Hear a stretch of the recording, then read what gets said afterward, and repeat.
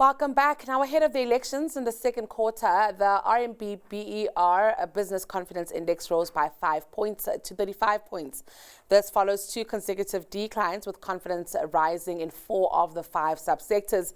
RMB's chief economist, Isaah Mhlanga, joins us to unpack the data in greater detail. Isaah, always a pleasure and a good afternoon to you.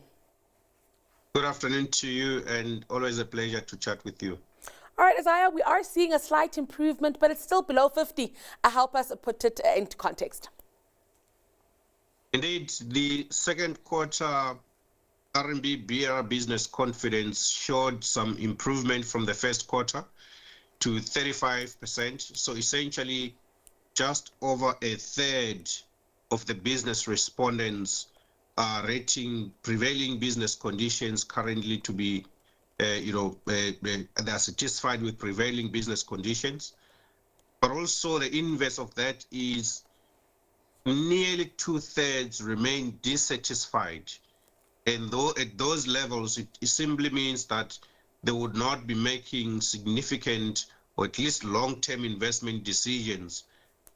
If we also look in terms of some of the reasons, obviously, because the survey was conducted just before the general elections, there would have been sentiments that there is high levels of uncertainty, and as a result, many respondents alluded to a wait and see until after elections and the resultant economic policy implications for the operating environment. But we also have a second dynamic that we had. There was no load shedding for about a month before the survey period. And over the survey period, there was still no load shedding, as we're witnessing even now. That would have impacted somewhat positively as far as the business confidence is concerned. I'm keen to get into some of the subsectors now, Isaah, and I really want to actually start with new vehicle dealers there, of new vehicle sales as a measure of business confidence. And I'm just keen to get your thoughts here. We did actually see data coming out of NAMSA the other day showing that this metric is really under pressure. But Isaah, it's very possible that South Africa's vehicle market is becoming a second-hand vehicle market just because of the consumer, and this could be a structural shift. What are your thoughts on that one? Indeed, if you look at confidence among new vehicle dealers, it declined. It's the only one to decline, from 16% in the first quarter to 10% in the second quarter. So essentially, 90% of the respondents within the new vehicle dealers are dissatisfied with prevailing business conditions. If you look at the major drivers of the vehicle market, it is interest rates. So essentially, the cost of debt, still quite high. If you look at the repo rate at 8.25%, and expectations that we are unlikely to see any reduction in interest rates, at least over the next 2 quarters, with expectations only later on in the year that we might see, 1 cut, at most 2 cuts. If you look at different forecasters, it suggests that this particular market is going to remain quite depressed. And then if you also look at job growth, which is linked to overall economic growth, which is the primary driver of income, it has not been improving. We have unemployment rates still quite high, and as a result, consumers are under extreme levels of pressure, and therefore they tend to cut back on the purchase of big ticket items, which would include vehicles. And to your point earlier on, in terms of the shifts in the vehicle market space, people are keeping their cars a lot more longer than historical, which means that is having an impact as far as the purchases of new vehicles is concerned, and that is showing in the confidence levels of new vehicle dealers. Let's also talk then about wholesalers and then how that pertains to retailers. Because, of course, this is important. Wholesalers would not be consumer-facing, but retailers would be. And I think that's evident in the numbers that we're seeing today. Indeed, wholesalers are the most optimistic. At 53% of the respondents which are satisfied with prevailing business conditions. But if you look within the wholesalers market itself, you have non-consumer goods that have shown a decline in sales, But if you look at consumer goods traders, they were much more upbeat, where they saw an increase in sales volumes for the second consecutive months. And then if you were to then contrast that with the retail sector, which has also shown an increase to about 39%, which is its long-term average. On balance, sales volumes were better, and these were driven to a large extent by durable goods, with hardware retailers being the outperformer. And this just also shows that it's a DIY market where hardware retailers continue to outperform. But if we're to look in contrast, non-durables, we have seen sales volumes struggle quite a bit, as selling prices have been increasing. So all in all, wholesalers outperformers, retailers saw some improvement driven by non-durable goods sector.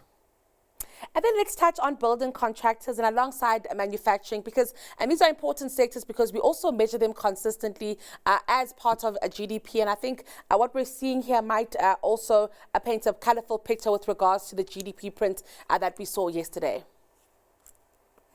Look, for this sector, I would have expected the sector to remain under pressure. There is a lot of concerns with the construction mafia taking place within the construction sector that would have impacted. But we did see an increase in confidence to about 47, which means just under half of the respondents are satisfied with prevailing business confidence, which is much higher than the long-term average of 44%. So the sector has picked up into a nice area of confidence. But if we were then to look at some of the dynamics within, there's an uptick, particularly in KwaZulu-Natal and in the Western Cape, while other provinces remain relatively unchanged. So there is quite a bit of resilience that is being shown by this sector, despite the underlying challenges, also linked to still a relatively high interest rates that impact on the construction sector overall. But for building contractors, we saw a pickup of confidence that is quite encouraging. And with that said, Isaah, let's touch on just how this does play into the GDP print that we saw yesterday. That decline of 0.1%, rather, I think, disappointing for many. But I think evidence of a chronic confidence challenge that we're seeing here in South Africa. Indeed, if we look in terms of the GDP print for the first quarter, which showed a contraction of 0.1, but I think we just have to contextualize that the economy is quite a complex system of different economic role players and sectors. To try and assess it to the closest decimal point doesn't really make much sense. We have to look at the trends. And if we look relative to the last quarter of 2023, where the economy expanded by a revised 0.3, now we have a contraction of 0.1. Overall, it simply means that the economy has been stagnant. No growth, which implies also no growth in jobs. And all of this has the genesis in the structural economic reforms that we are currently seeing that have not yet significantly impacted the operating environment and therefore business confidence. And a pickup of 5 points, though it's welcome, it still means 2/3 of business respondents are not satisfied with prevailing business conditions, which then ultimately means what needs to be done before we can see a pickup in business confidence and fixed investment. We need to see continued and potentially fast-tracked implementation of economic reforms in the energy sector, which we have seen some benefits, but more so in the logistics sector. We need faster implementation in the water sector. But in general, we also need safety and security to be more guaranteed so that we can see confidence lift across the board, including other sectors such as tourism, which are really the low-hanging fruits. All of those would ultimately improve business confidence, that would improve investment growth, that can lift economic growth and job creation, which we so need given the high levels of unemployment that we currently see. Isaah, always a pleasure hearing from you. Thank you so much for unpacking this one and putting it all into context. That was Isaah Mhlanga. He's a chief economist at RMB.